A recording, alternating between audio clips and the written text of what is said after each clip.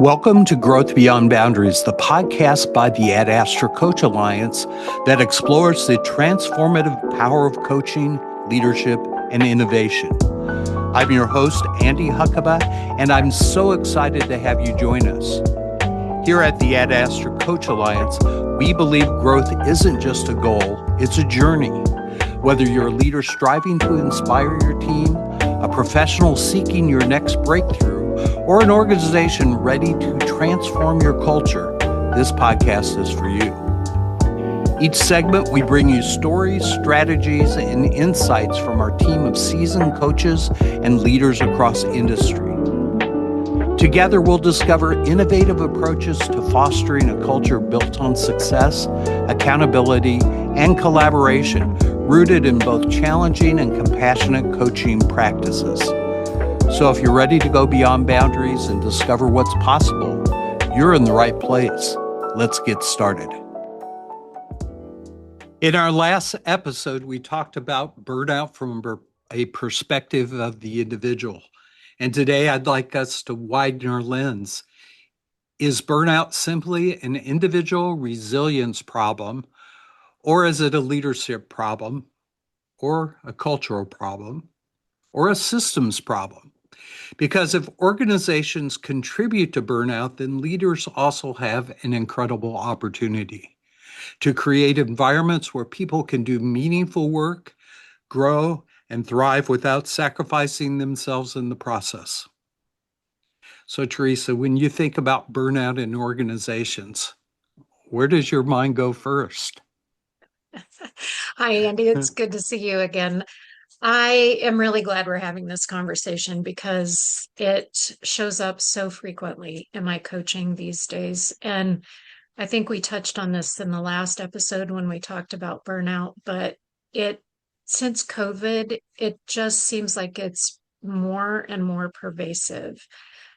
Whether that is a cultural issue where people are talking about it more, or whether it is something that's in the water post-COVID as people are trying to figure out how to get back to one another. I think it's really hard to tell. But, the first thing that comes to my mind is I think back to when I was in training to be a social worker when I was in my master's program. And we A high always burnout field, by the way. Yes, AI burnout field, absolutely. But when I was doing training in family therapy, for instance, we would often hear things like in families, when the children misbehave or they do something wrong or become a problem, then oftentimes the parents put the child in therapy.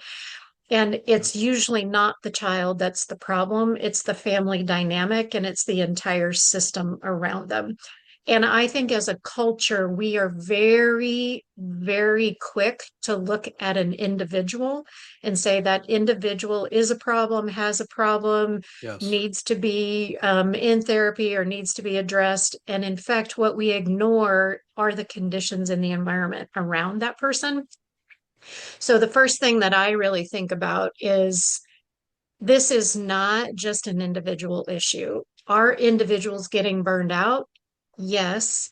And burnout is often a response to the culture and the systems and the policies and the expectations and the pressures that exist within the system. And without addressing the system, we are not going to make meaningful impact on the individual burnout problem. And that's really where my mind goes first. This is not Yeah. just an individual issue, it is a system issue.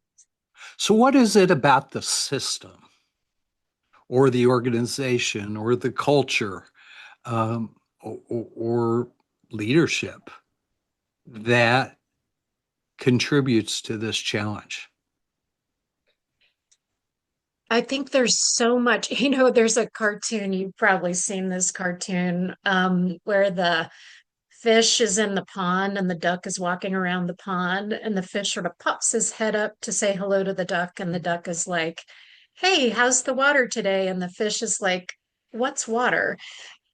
I think that's what it's like. Like we're swimming in the culture all of the time, and the pressures and the pace and the expectations just go unchecked because it just feels normal. It just feels like what we Mm. should be doing because it's the way we've always done it. And without having pauses, moments where we go, should we be doing this? Should we still be doing this thing? Should we give this thing up? Should we, if we take on something, should we take something off our plate? Without those pauses to really question ourselves, we just all jump in the water and swim and get acclimated and then don't take the opportunity to ask the question. Um, and I think that's part of the issue is that we just become acclimated and we don't know anything is wrong until it's wrong. And then we're It's like, the oh, slow boiling pot yeah, idea, right? yeah, yeah. Um, I'm curious what you see in the work that you do. What do you see when it comes to culture and systems and how it impacts burnout? yeah, so I kind of see it multiple ways. One from a cultural standpoint where the organization is focused on an objective.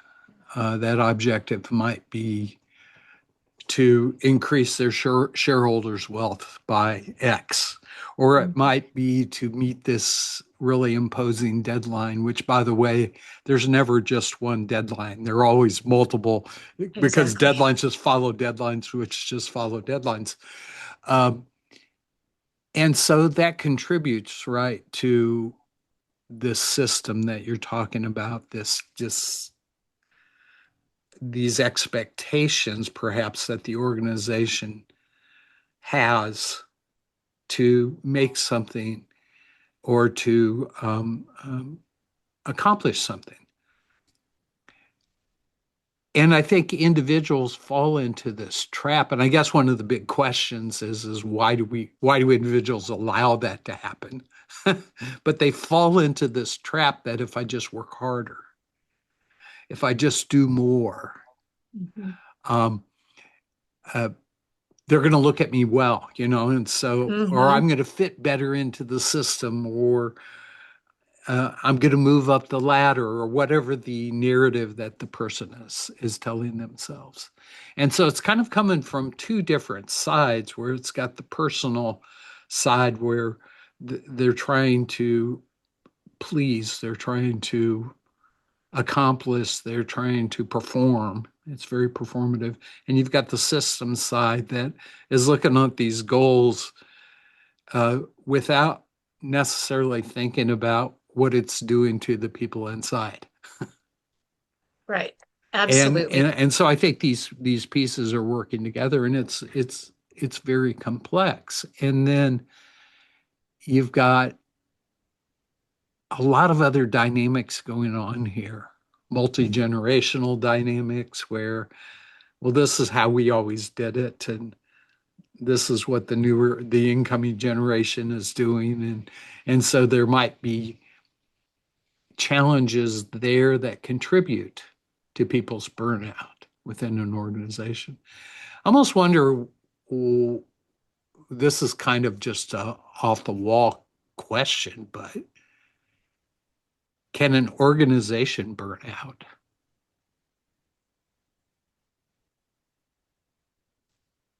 We should have talked about this before because it Yeah. just came to mind, but I wonder, we talk about individual burnout, but can an organization burn out?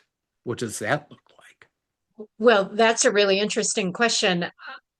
I mean, if you look at an entire system and what takes a system down, it's really the majority of somebody experiencing something. So if you have the majority of your folks experiencing burnout and the energy has drained from the system, it makes sense that the system itself can burn out. I mean, why do companies go bankrupt or why do companies stop meeting deadlines and then lose their significance in the market? I would think the answer to that is yes. And what was interesting is that I was thinking about this while you were talking is that I think success breeds success, meaning that once we have success, then we're like, Mm, oh, well, we can't just stop there. We have to go further. So in some ways, organizations and corporations, I think, capitalize on this sort of inherent um, need to compete. Like human beings are very competitive. Yeah, A lot of right. people are at their very nature.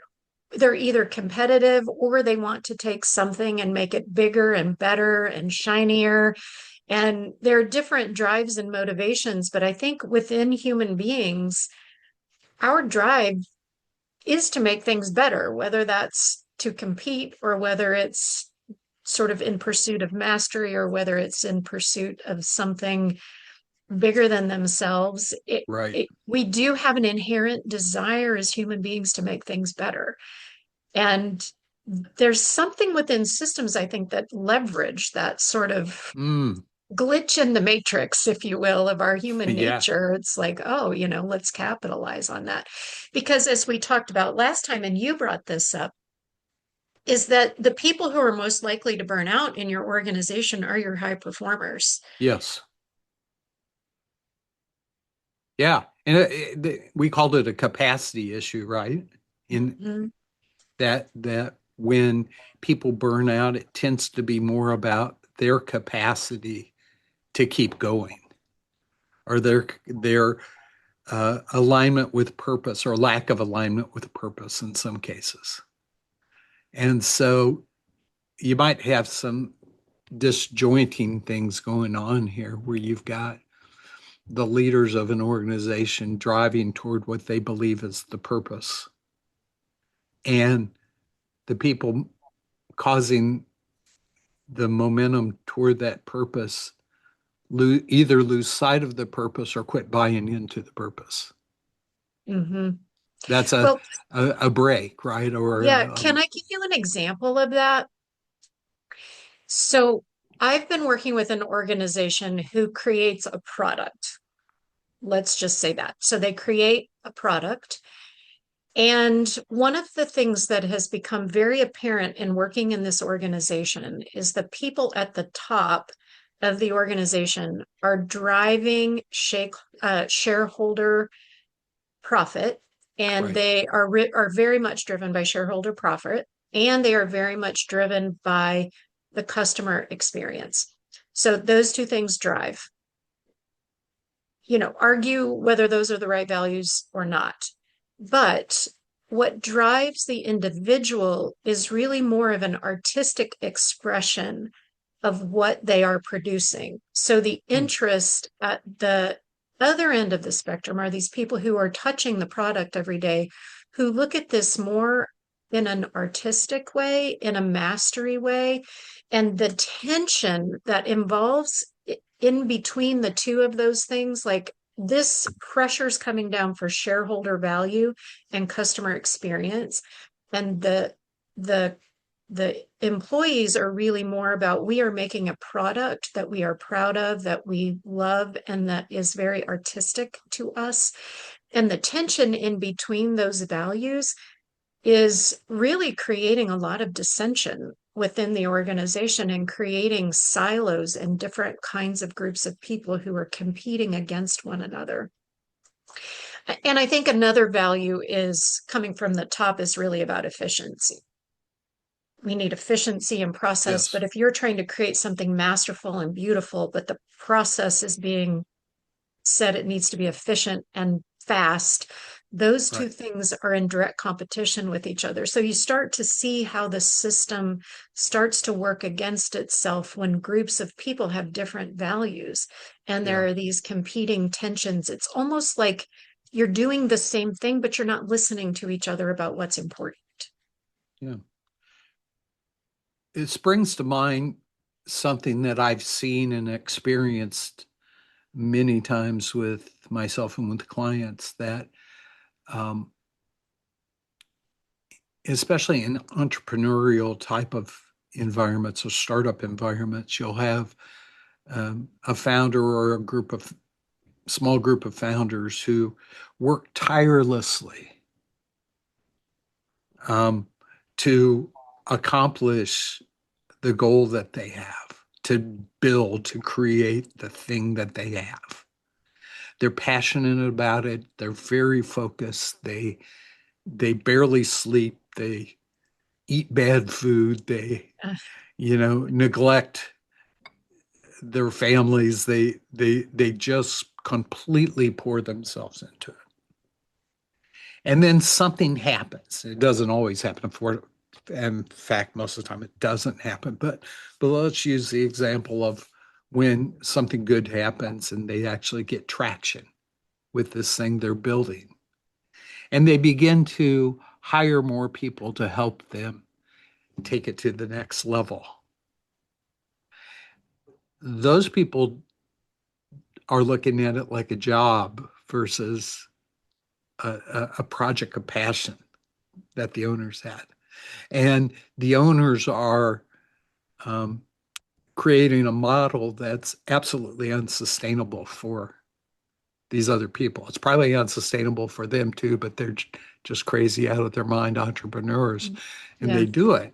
And so these people working for them have the tendency um, to burn out pretty quickly because they feel like they have to match the energy and dedication and commitment that the owners had and still have probably in that case. And they can't keep up. And It's so they pacing. leave. The ones who stay are kind of capturing that purpose and that and they're thinking like owners. They're feeling it and they kind of drive through, but then good things continue to happen and they hire more people and they get more investment dollars. And then all of a sudden, some of the purposes shift and change for the leadership.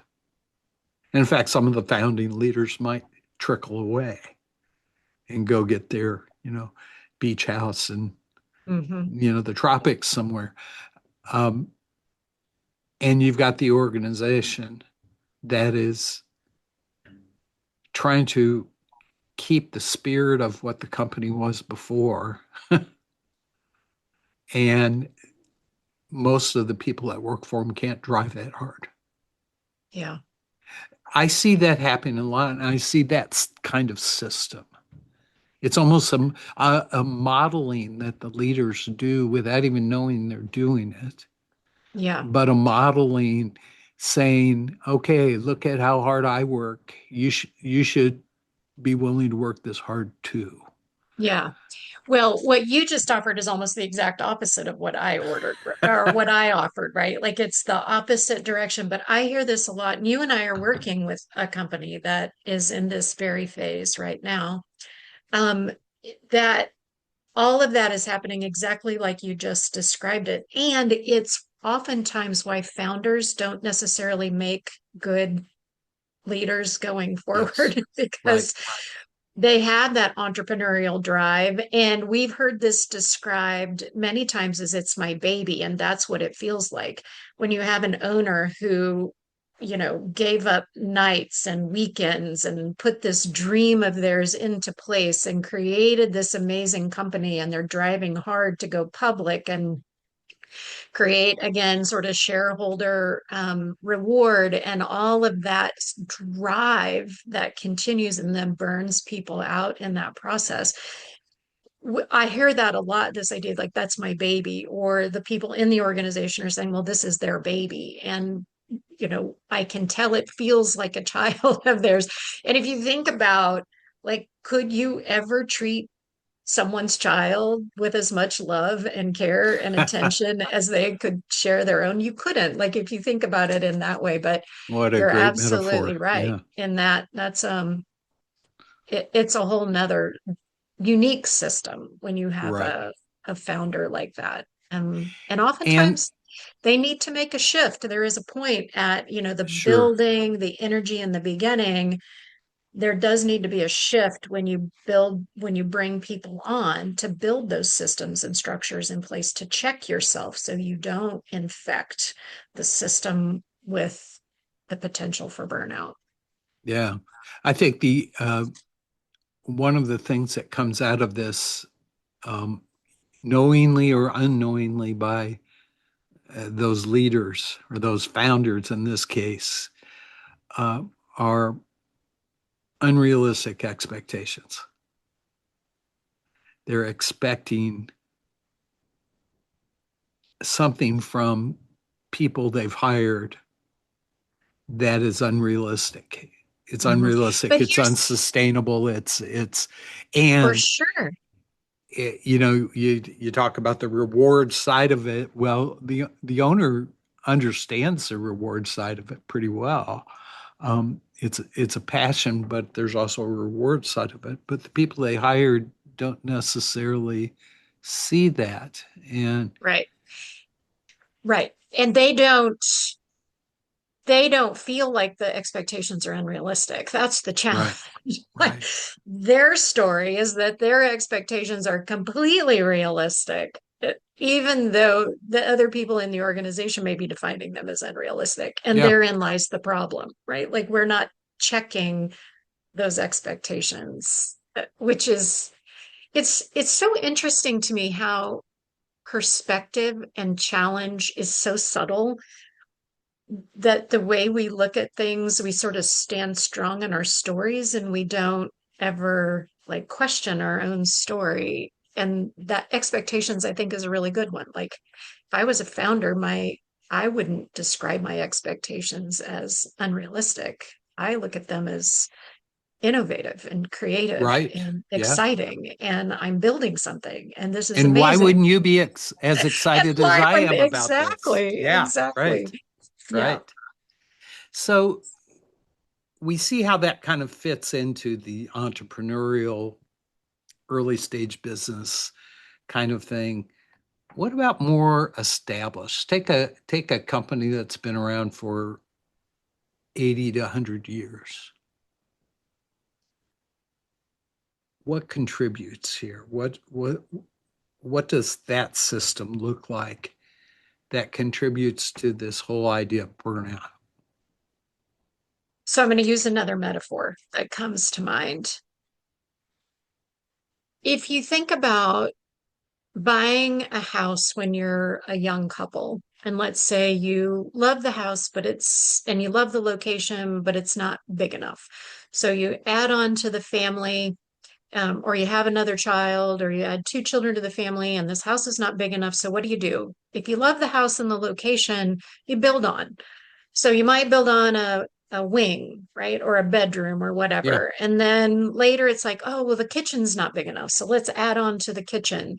And then 50 years later, you have this patched together house that doesn't really flow well together at all, but it met the need that you had at the moment. And that's, I think, what older, more established organizations do is it's like, oh, we bring in people, we have a big project, so let's hire a bunch of people. Oh, well, we've already got these people, so let's figure out what we're going to do with them. But now we've got this other project, so we need to hire more people. Oh gosh, now we're at a size where we need policies and we need systems and we need to build structures and we need to software. So we start patching all of this stuff in to meet. And then we've got another thing and we build on. And then 50 years later or 75 years later, we look at the structure and go, this structure is completely mismatched for what we're trying to accomplish and the workforce that we have right now. And I think that's the challenge, and then you have a structure that just doesn't work anymore. But Yeah. you look at it and you get so overwhelmed and you're like, what's the option? Like, this is so cut up and so like, what are my, like, do I have to demolish this structure and start from scratch? Or can I like knock some walls out and make it make more sense? It feels overwhelming once you've created this massive structure and system with policies and all of these things that don't match where you're at. And then it can feel really overwhelming. And I think that's the challenge Sure. for Yeah. older organizations. Yeah. Good, good metaphor there. I love that you're using metaphors. Just warms my heart. So, how do leaders within an organization, how can they um, begin to look at their role here in terms of employees? We talked in our last episode of what burnout looks like. So clearly they see some of those symptoms. So what's a leader to do? What should they be noticing within their system, within their organization? And what do they do with that? I think the place to start is I'm not sure they notice. I think they might sense something Mm, feels off, or they might notice a pattern of something and go, oh, there's a pattern, but there's so many pressures that they move on and they don't think about it. So it almost is like the first step is to take what you're sensing and to put something around it. Like, what is this thing? Like curiosity, what am I noticing? How do we build time to make sense of it and what the impact is for our future and what we're trying to accomplish? So I'm not sure people are noticing. I think they might be sensing, but I don't know if they're noticing. I think noticing is probably one of yeah. the first steps. It's like, So you you're know, really talking about a step back, right? Where yes, where where they're taking a breath and looking at uh, with the Kansas Leadership Center, we always talked about getting to the balcony and looking at the dance floor, right? To see exactly. what you can see. Where when you're on the dance floor, you only see the people right in front of you and around you. And on that same note, it's a diagnostic, but an intentional pause for a diagnostic look of I'm sensing something, something doesn't feel like it's right. Maybe there's a pattern of my top three best performers have just left this organization. That can't be happenstance. Like that has to be a pattern. Like, let me get curious about why that is and not judgmental. If you get judgmental and blame the individual, you're not going to learn anything. So when we say leader, first of all, I think it's important to say a leader and somebody in a position of authority are different. So, in this Hmm. instance, what we are Yeah, talking about are people with power and positional authority within an right. organization to pause Sure. and look at what's happening and not just go, well, those three people Which couldn't would be hack an it. act So, of leadership, by the way. right, Yeah, exactly. And yeah. it's not just looking at it and going, oh, well, those three people, they just left and good for them. We'll just backfill the positions. Well, you could take that position, or you could say, wait a minute, why are my best performers leaving? This is a pattern. We should stop and get curious about this. What are we doing that's contributing to the conditions that are leading to people leaving our organization? The first thing I think is to have a little humility, Hmm. withhold the blame, and be really curious to understand what's happening in this system and how are we contributing to it. I think that's the opportunity. So when you say they're noticing, I'm not sure if they are. I think we're all moving too fast. Do we sense? Probably. So maybe for clarification, talk about the difference between noticing and sensing. How do you interpret that? Well, as I'm thinking about it, it's more of the sensing is sort of like, oh, that's interesting, move on. Like I notice it momentarily when something feels off. It's more of an intuition. It's more of a, hmm, but I don't have time to pause.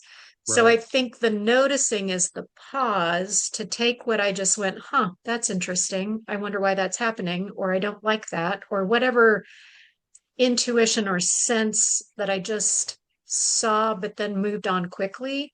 I think the noticing is the pause. When I feel it or sense it or intuit it, it's the pause to go and make meaning of it. I think that's what I'm Yeah, offering so as a if distinction. you connect that with the head, heart, gut type of mindset in some people call it the three brains. The head is the thought, the curiosity, the how do things fit together. The heart is the empathy, the caring, and the gut is the intuition and the courage, right? And so what you're talking about is that they sense it in their gut, probably. that And don't a their lot of, intuition really kicks in, but it really yeah, hasn't translated necessarily up to the head right, where they've connected the dots and they've right. said, this is what it means, and here are the different possibilities and so forth. Yes. Absolutely. And a lot of people in positions of authority and leadership and founders and all the people that we've been talking about build a lot of their business on intuition. Like, we disregard intuition, but a lot of businesses were built on intuition. Yeah. And it's so silly to say, wait a minute, like I'm sensing something. I should probably pause on that sensation and just say, Mm. what's happening here? Especially if you notice a pattern.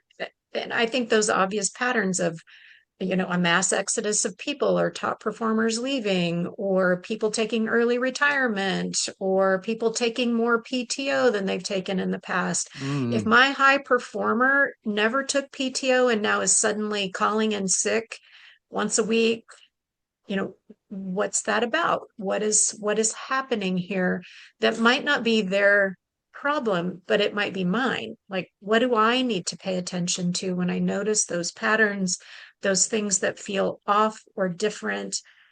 It's the momentary pause to connect the intuition, the sense, to the curiosity and the sense making.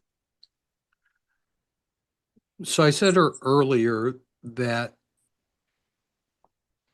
it can be the model that the person in authority or the person exercising leadership, the leader,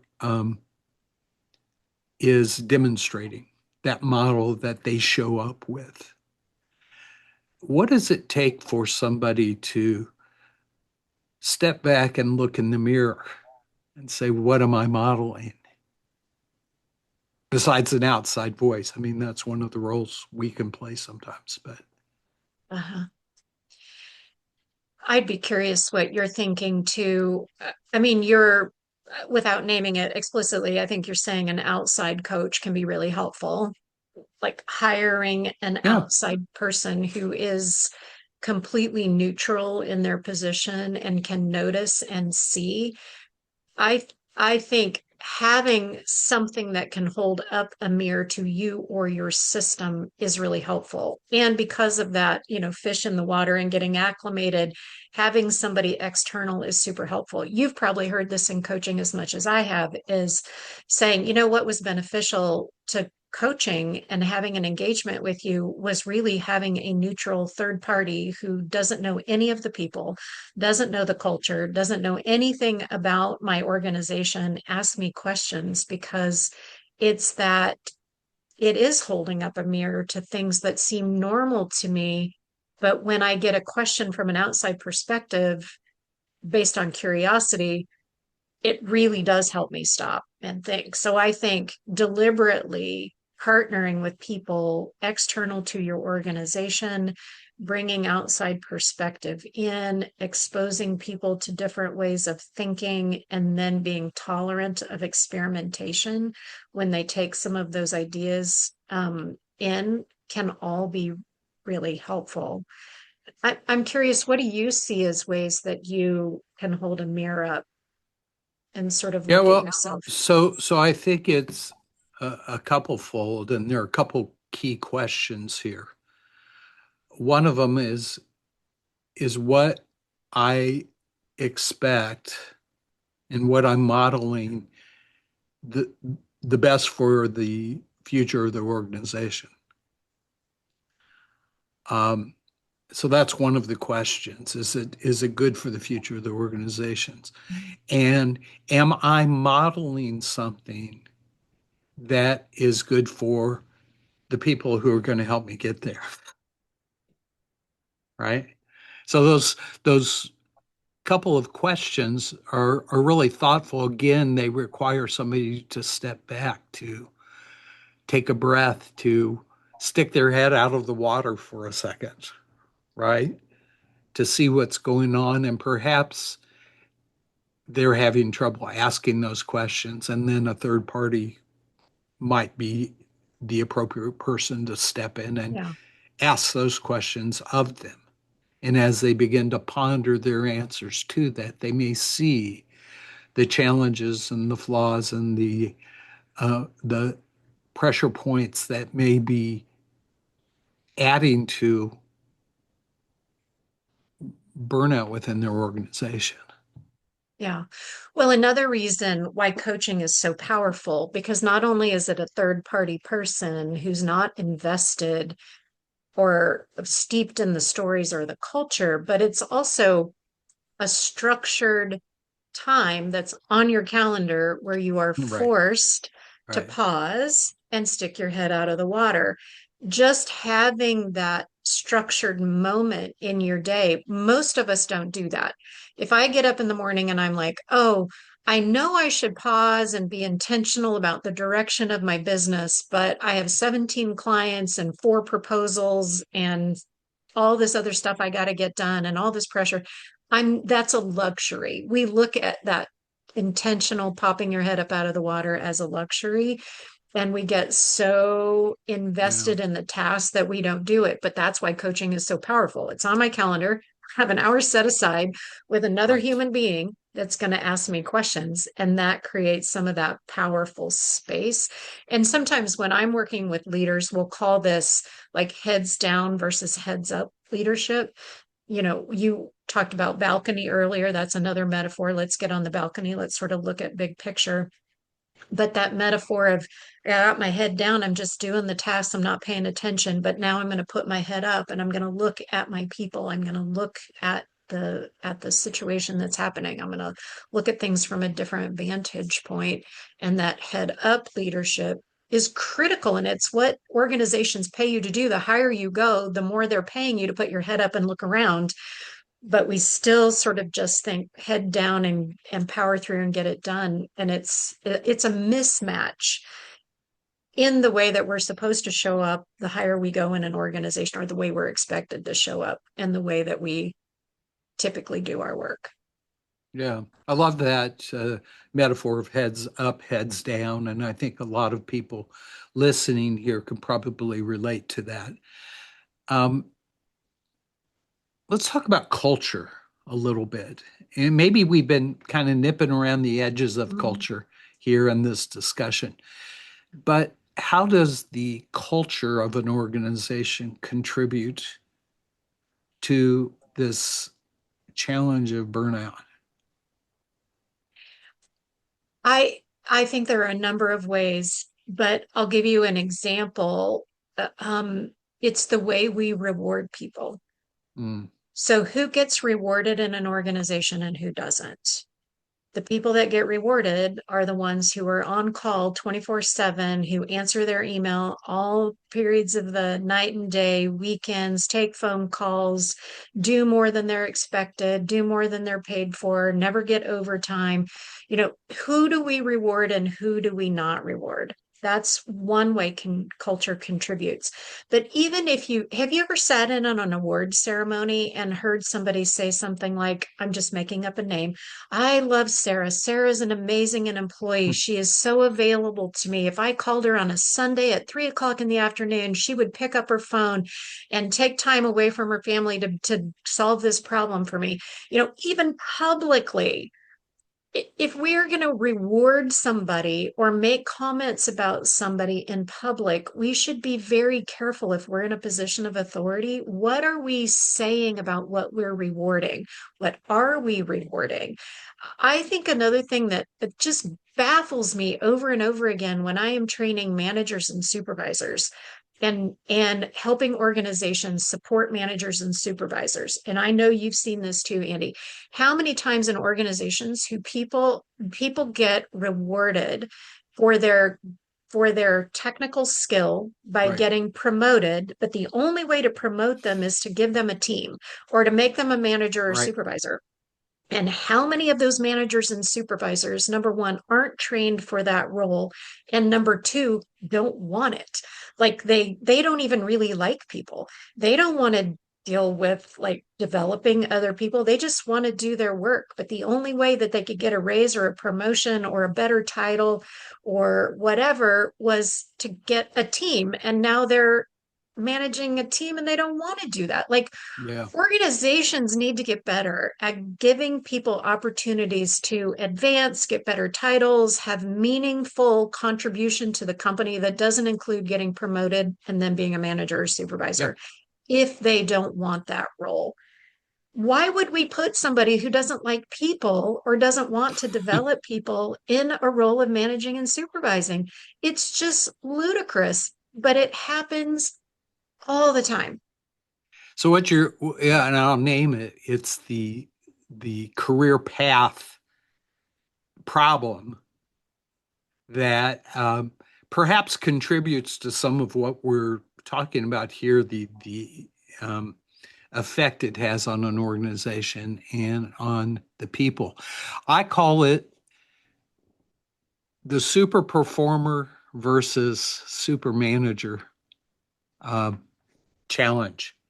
Uh-huh. That most people are promoted into managing because they were a super performer. Right. I'll ask a class that, and everybody raises their hand. Everybody Absolutely. who has been promoted typically was a super performer, and they loved being a super performer, and they were good at it. Super performer, and they hang on to that idea that I'm going to continue to be a super performer. Hmm. And then we They wonder don't. why they micromanage, right? They Why don't. they They don't. micromanage so much. They Yeah, don't flip the switch right. that says, "What does Well, it look nobody like to told them be a they had super to. manager?" Nobody told them they had to. Nobody said, oh, by the way, this is going to be different. It's going to feel different. It's going to require a different skill set, and you're going to have to give up some things. Like Right. nobody says that. And And then we expect they're going to be good at it. but they don't give up Right. some things.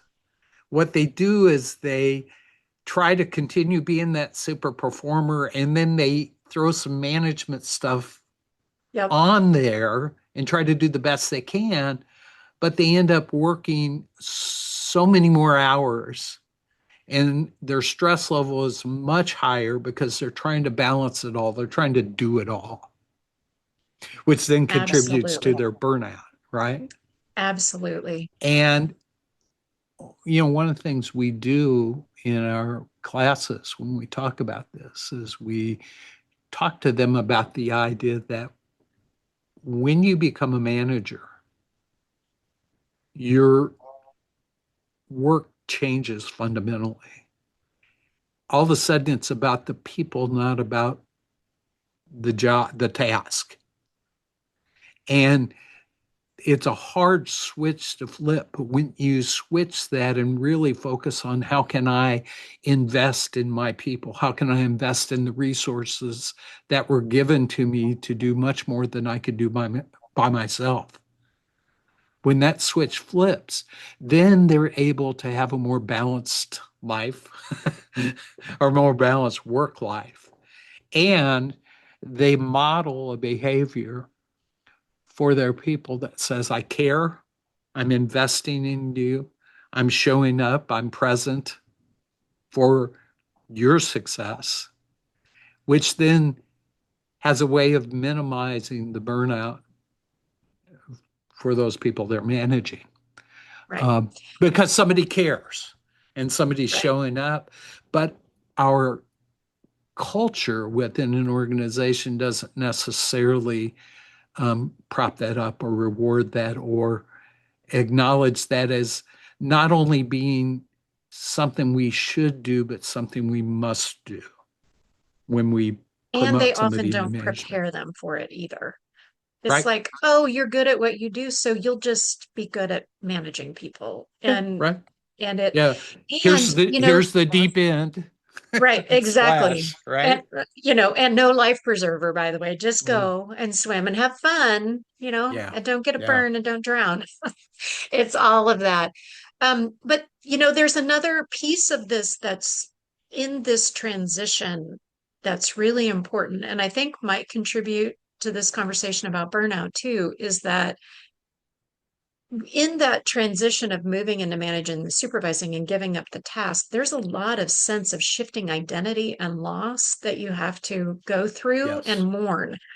Like if Right. I'm really, really good at something and everybody comes to me and wants my opinion and wants to know how I think and feel, and like I feel involved and I feel like I'm creating, and so I'm getting that hit of dopamine.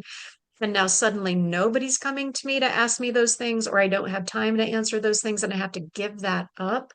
Now my identity has shifted. I might lose what I was really good at. I might lose the fun. I was just having this conversation this weekend actually with somebody who was in healthcare. She'd been promoted, she was a nurse, loved what she did for nursing, Hmm. got promoted to director of nursing, and lost the patient care piece and had to deal with administration and supervising. And it was just the loss was too much to bear. She said she kept the role for 5 years and then she was like, I just had to go back. Like what I wanted to do was patient Right. care. Now, don't we want to reward a really good nurse who's really good at patient care without having to make them the director of nursing to deal with Yeah. administration and give up what they're really good at? No, we want, like, we want that. So, this, I just, organizations really need to figure out Yeah. other ways to reward, support, people in the positions that they're really, really good at. And those people who really want to move into managing and supervising and developing people, we should reward them with that. Yeah. But it shouldn't be tied to um, hierarchy or some like cultural idea that if you're promoted, you're somehow better than somebody else. Like Yeah. that's part of the Yes. cultural piece of this.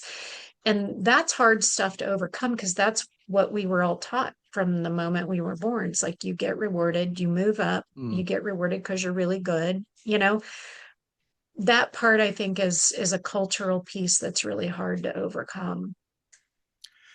So let me ask a question. And I think it has to do with organizational resilience, and it kind of spins off of your comments there.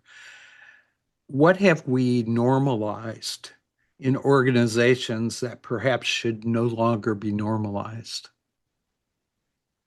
Things that Grinding, contribute to burnout, grinding. I the think grinding. Yeah. grinding is normalized. You get in there, you prove yourself. There are a lot of things that organizations benefit from. Like they benefit from this culture we've created in our society, not just individual organizations, but as a whole. We believe you put in the hard work, you grind, you put in your hours, you go above and beyond. Like that's how you get promoted, that's how you make money, that's how you demonstrate your worth is through grinding. And organizations benefit from that, and human beings do not. Mm. And I mean, that immediately comes to mind when you say, what have we normalized? I think we've normalized grinding. Yeah, I love the word. What pops into mind for me is another metaphor. Hmm. Um, I think about somebody training to run a marathon.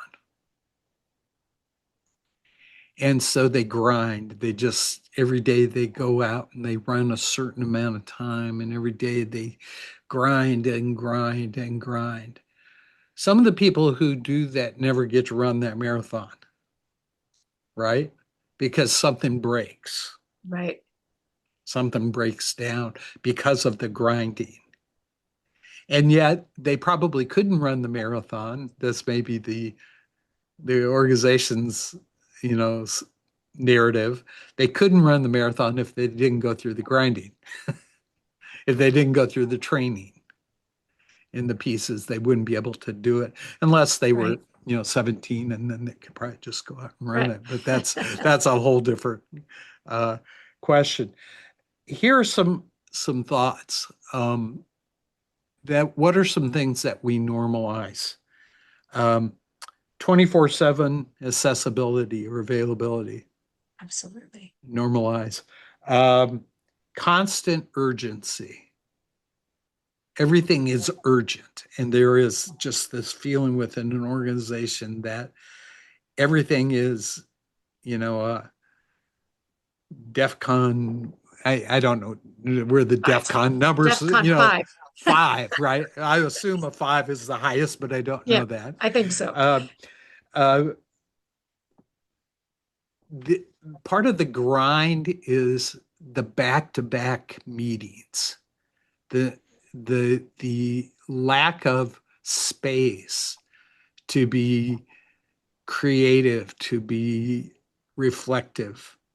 That just this back to back, these cultures of back to back meetings where people begin to believe that the meeting is the real work. Right. And they almost brag about how many meetings they have on their calendar today. And Can I interrupt you for just a second? I just saw a meme about this the other day, and the whole like carousel was like, what do you do for a living? Well, I go to meetings. No, I mean, what do you do? Like when you're not in meetings, I go to meetings. No, no, no. I mean, really, in between the meetings, like, what is your job? What do you do? I go to meetings. Like the whole thing just kept going, like, kept asking questions. It was like, I go to meetings. That's what I do. But yeah, that just reminded me of that. other things we normalize, just over functioning, in general. Um, that's kind of analogous to the grinding. A hero culture. Mm, So again, rewarding those people that go the extra step, that are available 24/7, that um, never say no, never create boundaries. That's a big one, right? yeah, That when you don't have boundaries, you're just open for anything. And from an organizational standpoint, they may look at you and say, well, that's great because we can always turn to that person. right, What they don't say is we always turn to that person, right, right? right. Um, Ignoring their emotional health, that as they're going through this and they're grinding and so forth, ignoring that. And then just we've heard this many times, but doing more with less. An Yeah, organization, we've got to do more with less. yes, Now, yeah, from an organization standpoint, they look at it and say, yeah, we've got to make sure that we're being efficient and we got to do more with less. And they put that burden on everybody's shoulders to do more with less. Oh, and what does that look like? So these are I things agree. that I think organizations have normalized that perhaps they need to take a closer look at. Yeah. Actually, as you were talking, that last one I just wrote down on my piece of paper here was expectations without resources, which is more with less. But I was also thinking about that in a practical sense of how many times I have coached people. This is so curious to me when I hear this. People who come in and say, this organization or this project or this system would completely fall apart if I weren't here.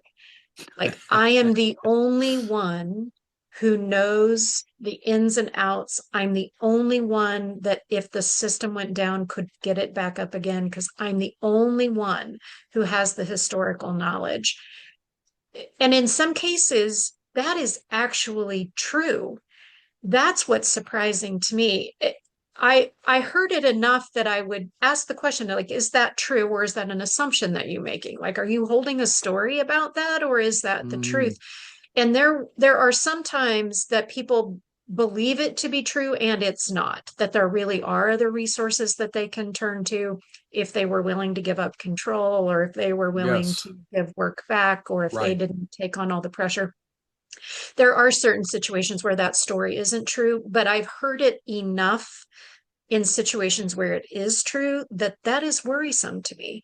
That if Yeah, there is an entire system that is important to the functioning of an organization or beyond that falls on the shoulder of one person, that is an organizational failure.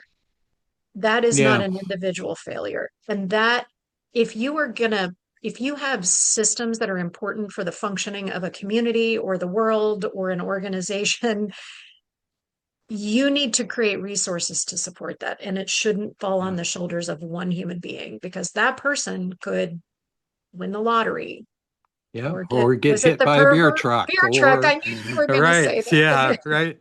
Well, so, I have a tendency to talk to clients about vulnerabilities. Where is your organization vulnerable? And Mhm. when you hit a culture that encourages, or you have individuals within a culture who find their identity in I'm the expert, I'm the only one who knows this, and they hang Right. on to it tight, you've created a vulnerability within your organization. And when I start to talk in those terms to people who are in positions of authority within an organization, they begin to think about risk. where Mhm. where are risk and what would happen if? And they're beginning to step back and look at this as, yeah, that person's performing at a high level, but what if they're not here anymore? What if something happens? Um, and it's easy for them to give it lip service, but to really begin to think about it organizationally, to begin to take some of the pressure off the system so that there's not a vulnerability there that can just split Right. is really important to do, and something that organizations probably ought to pay more attention to. Absolutely. Yeah.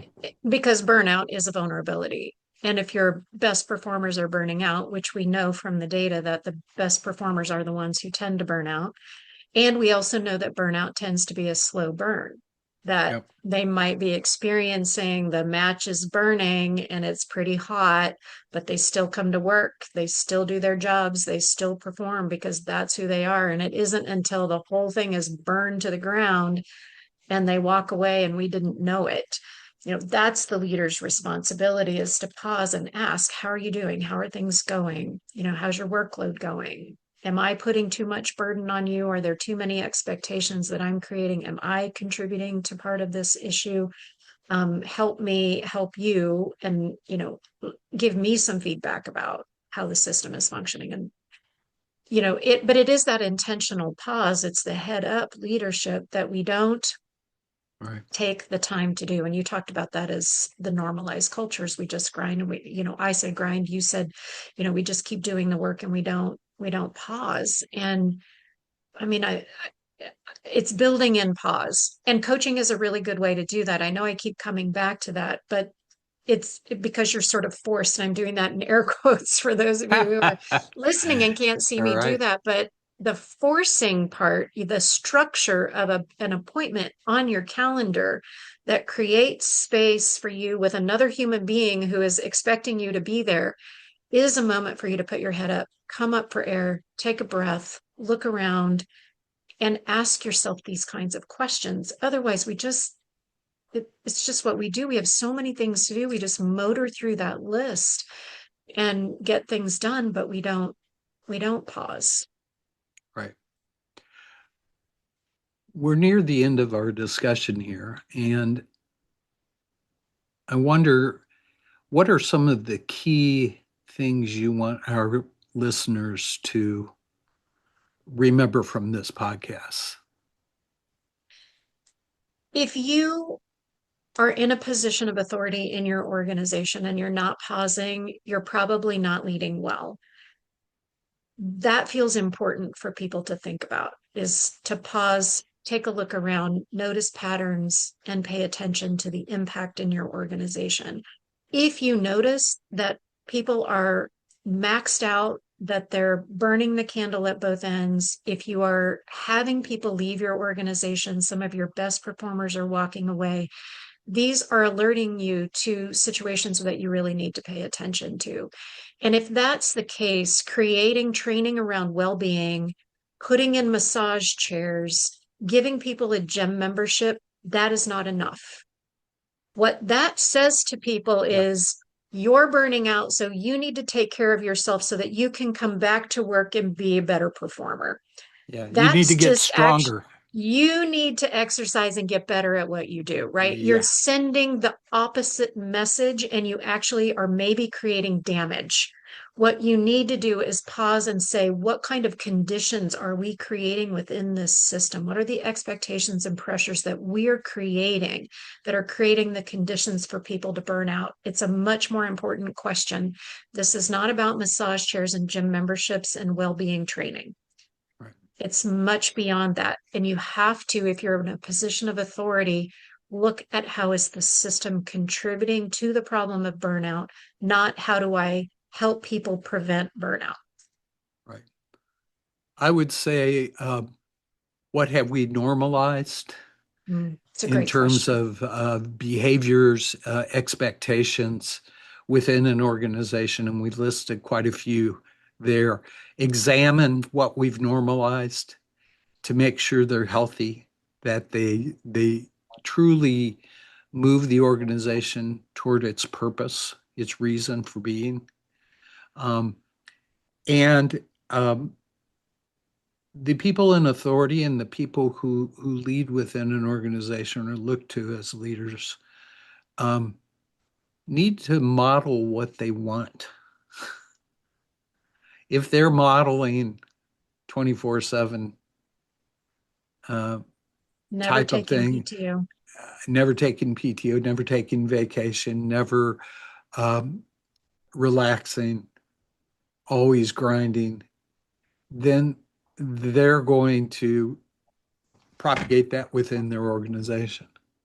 If they want an organization that's more sustainable and more resilient, they're going to, they need to look in a mirror and say, this is what I need to model to allow for the organization to get there.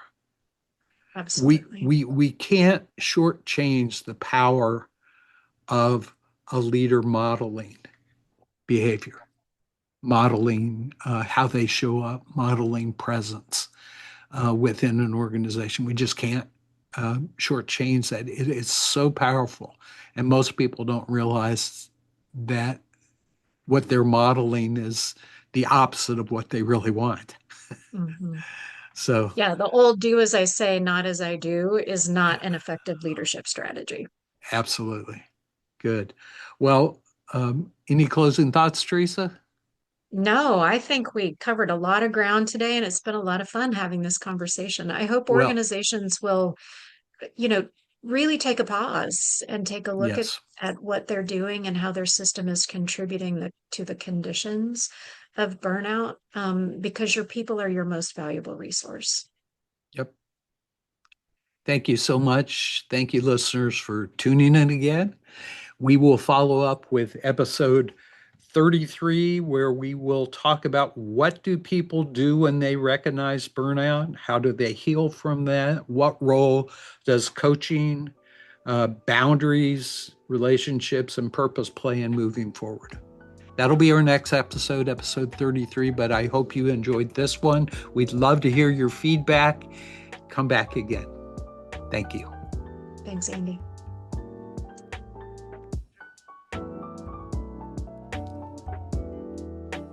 Thank you for joining us on Growth Beyond Boundaries. We hope today's episode gave you the inspiration and tools to push past limits and achieve meaningful growth. If you enjoyed this episode, we'd love for you to subscribe, leave a review, and share it with your network. Your support helps us reach more people on their growth journeys. Remember, growth starts with one step, one conversation, and one decision to go beyond boundaries. Until next time, keep challenging the limits and discovering your potential. See you soon.